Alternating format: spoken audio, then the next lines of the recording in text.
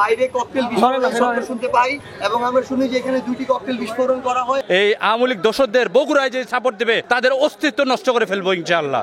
অন্তর্বর্তীকালীন সরকারকে, প্রশাসনকে এই জায়গায় আমরা সতর্ক হওয়ার জন্য আহ্বান করছি এবং এইখানে যারা জড়িত তাদের মুখোশ, তাদের পরিচয় উন্মোচন করতে হবে। এই নিরাপত্তা ব্যবস্থা নিয়ে আমরা মনে করি যে আগামীর বাংলাদেশ এবং বাংলাদেশের জনগণ একটা অস্থিতিশীল সংকট দিকে যাচ্ছে। আজকের এই ককটেল বিস্ফোরণে আমরা প্রশাসনের প্রতি একদম হতাশ। আমাদের এইখানে প্রশাসনের কোনো প্রকার কোনো নিরাপত্তা বলয় ছিল না এবং প্রশাসনের কোনো প্রকার কোনো ভূমিকা ছিল না। আজকে এই ককটেল বিস্ফোরণে হওয়ার জন্য আমরা যদি কাউকে দায়ী করি তাহলে আমরা বলবো প্রশাসনের অনিয়া ছিল। আমাদের ভিতর জুলাইয়ের রক্ত আছে, এইসব ককটেল বিস্ফোরণে আমাদের কোনো কিছু মনে হয় না।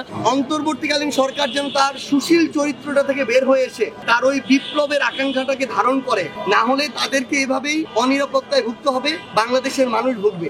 আমরা প্রশাসনের কাছে আহ্বান করব, সকল রাজনৈতিক দলকে আপনারা রাজনৈতিক দলের মতো করে বিবেচনা করবেন, আপনারা ওইটুকু প্রায়োরিটি সেট করবেন। আমরা একটা রাজনৈতিক দলের বেলা একরকম নিরাপত্তা, আরেকটা বেলা আরেক রকম নিরাপত্তা যদি করি, কোনো একটা অনাকাঙ্ক্ষিত ঘটনা বাংলাদেশের অস্থিতিশীলতার কারণ হতে পারে। সেই জায়গায় আমরা তাদের আরো অ্যাক্টিভ পার্টিসিপেশন চাই এবং আরো প্রফেশনালিজম দেখতে চাই। আপনারা জানেন এনসিপি কিন্তু কোনো ভেসে আসা সংগঠন না, বইপড় সংগঠন না। এনসিপি জুলাইয়ের নেতৃত্ব দিয়ে কিন্তু আজকের এই বাংলাদেশে কিন্তু রাজনীতি করতেছে। এই দমন নিপীড়ন, সাউন্ড গ্রেনেড, বোমা হামলা, আপনার এগুলো মারধর, এগুলা করে এনসিপিকে দমায় দিতে পারবে না। জেলা সাংগঠনিক সমন্বয় সভা আমাদের জেলা পরিষদ অডিটোরিয়ামে চলছিল, তখন আমরা এটা চলাকালীন বাইরে ককটেল বিস্ফোরণের শব্দ শুনতে পাই এবং আমরা শুনি যে এখানে দুটি ককটেল বিস্ফোরণ করা হয়, একটি বিস্ফোরিত হয় আর একটি হয়নি, এরকম শুনেছি।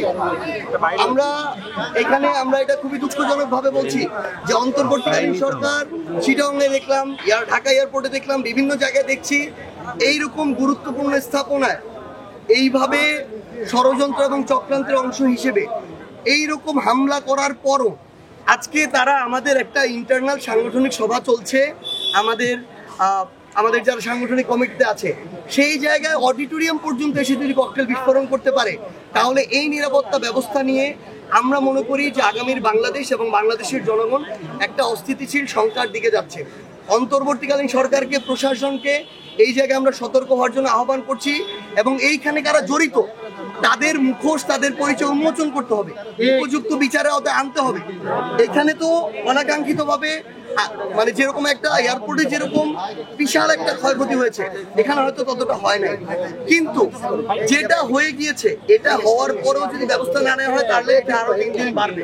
তো আমরা স্পষ্ট করে আহ্বান জানাই, এর পিছনে কারা, এই চক্রান্তের পিছনে জড়িত, কারা কালপ্রিট, কারা এই ষড়যন্ত্র করছে, ফ্যাসিস্টের দোসররা কোথা থেকে চক্রান্ত করে কার মাধ্যমে এক্সিকিউট করছে, মানি ফ্লো কোথা থেকে আসছে, এই প্রত্যেকটাই অন্তর্বর্তীকালীন সরকারকে খুঁজে বের করতে হবে। অন্তর্বর্তীকালীন সরকার যেন তার সুশীল চরিত্রটা থেকে বের হয়ে এসে তার ওই বিপ্লবের আকাঙ্ক্ষাটাকে ধারণ করে, না হলে তাদেরকে এভাবেই অনিরাপত্তায় ভুগতে হবে, বাংলাদেশের মানুষ ভুগবে।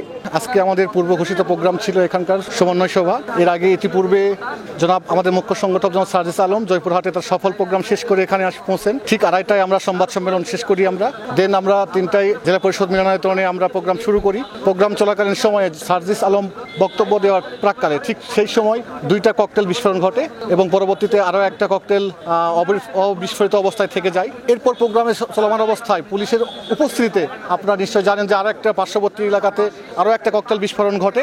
এখন পর্যন্ত মোট 4টা ককটেল বিস্ফোরণের ঘটনা ঘটেছে। আমরা শুরু থেকে প্রশাসনের কোনো সহযোগিতা পাই নাই, প্রশাসনের ব্যাপক অসহযোগিতায় আমাদের প্রোগ্রাম ব্যবস্থাপনা আজকে আমরা এখানে এই অবস্থায় আছি। আমাদের এখানে ককটেল বিস্ফোরিত হয় প্রোগ্রামের ঘটনাস্থলে।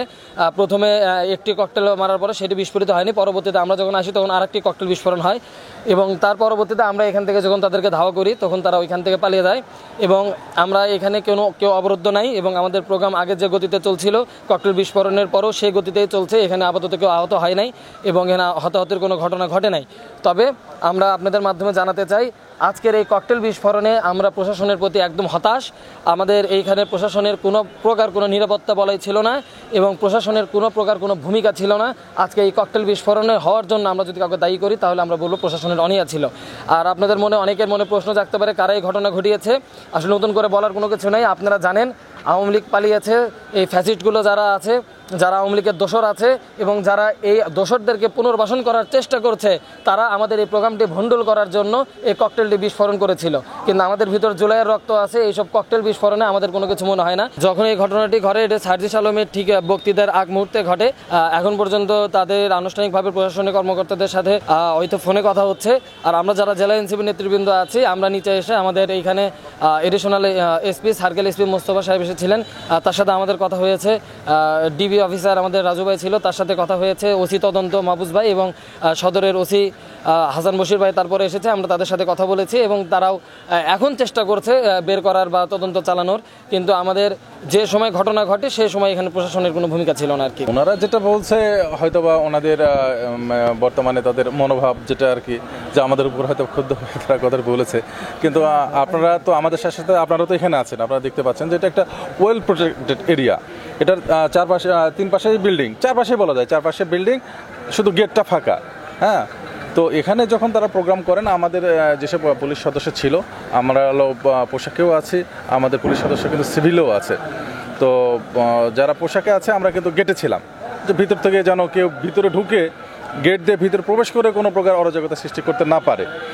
তো এখানে যে ককটেল যেটা বিস্ফোরণ হয়েছে, হাত বোমা যেটা বিস্ফোরণ হয়েছে, আমরা শব্দ শুনে কিন্তু আমরা গেট থেকে ভিতরে এসেছি এবং আমরা দেখেছি যে মূল ভবন যেটা আমাদের অডিটোরিয়াম, এবং অডিটোরিয়ামের পাশে দেখেন ওই পাশে কিন্তু জেলা পরিষদের একটা ভবন আছে, ভবনের ওই পিছনে একটা বিল্ডিং আছে।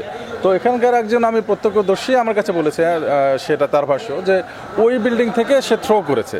তো ওটা তো আসলে পিছন পাশের একটা বিল্ডিং। হ্যাঁ, তো তারপরেও আমরা কারা থ্রো করেছে, কেন থ্রো করেছে, এটা আমাদের অনুসন্ধান অব্যাহত আছে।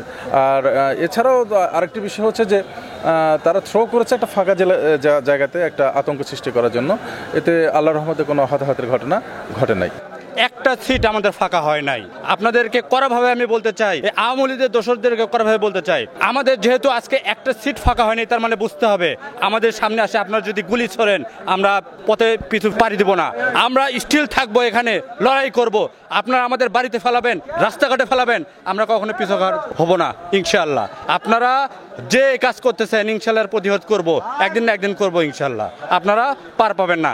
আর আওয়ামী লীগ দোসরদেরকে আমি আবারও বলতে চাই, আপনারা যে জায়গায় আছেন, আপনারা এই কাজটা বগুড়ায় আজকে ভালো করেননি, এবং এই আওয়ামী লীগ দোসরদের বগুড়ায় যে সাপোর্ট দেবে তাদের অস্তিত্ব নষ্ট করে ফেলবো ইনশাআল্লাহ।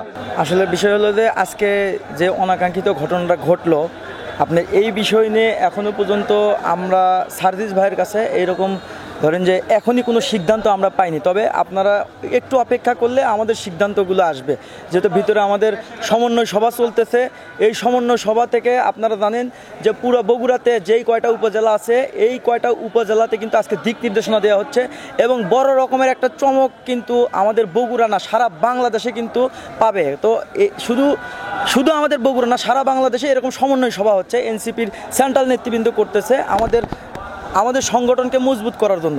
আজকে যেই ঘটনাটা ঘটলো, এটা একজন রাজনৈতিক দলের কর্মী হিসেবে আমি এটা কখনোই আশা করি না।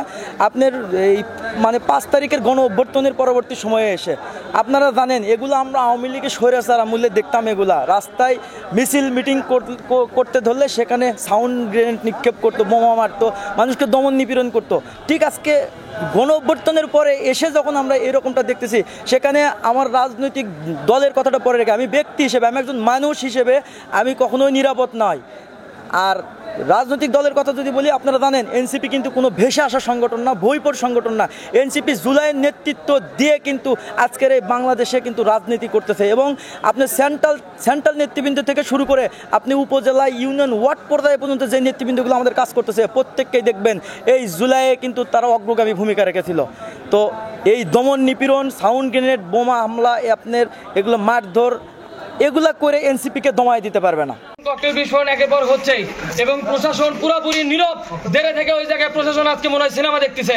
দরকার নাই প্রশাসনের। যখন জুলাইয়ের সময় আমরা নেমেছিলাম তখন প্রশাসনের সামনে